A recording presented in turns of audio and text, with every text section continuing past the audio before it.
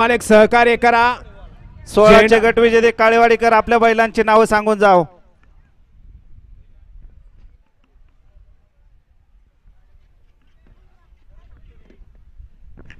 सुटला या मैदानाचा गट क्रमांक 17 सुटला आणि 17 मध्ये एकूण 4 गाड्या.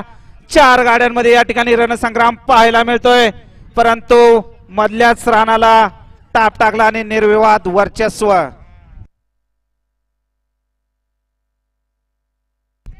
पंच निकाल.